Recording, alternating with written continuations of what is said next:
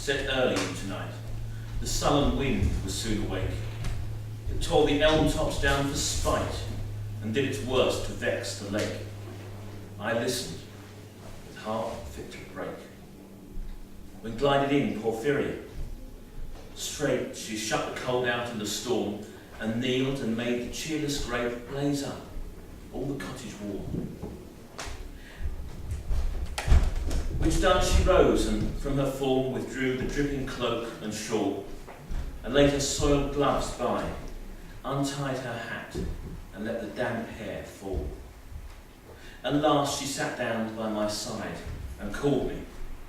When no voice replied, she put my arm about her waist and made her smooth white shoulder bare, and all her yellow hair displaced, and stooping made my cheek lie there, and spread o'er all her yellow hair, murmuring how she loved me.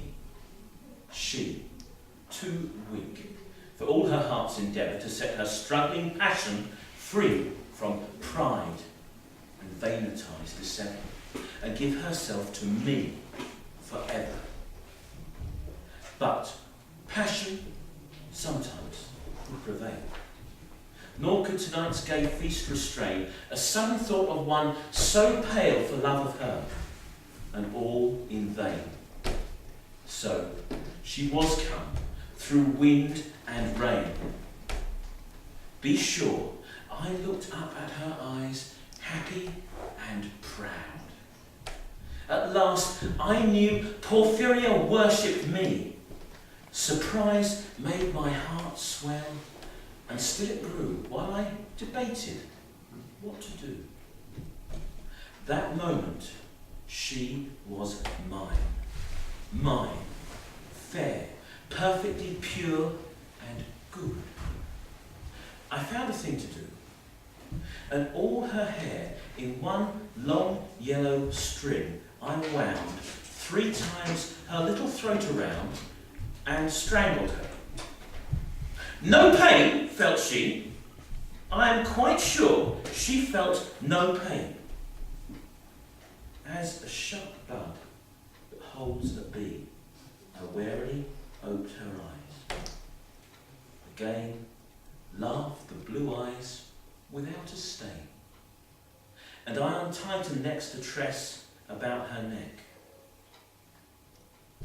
Her cheek once more blushed bright beneath my burning kiss. I propped her head up as before, only this time my shoulder bore her head, the smiling, rosy little head, so glad it has its utmost will, that all it scorned at once is fled, and I, its love, am gained instead, Porphyria's love. She guessed not how her darling one wish would be heard, and so we sit together now, and all night long we have not stirred, and yet God has not said a word.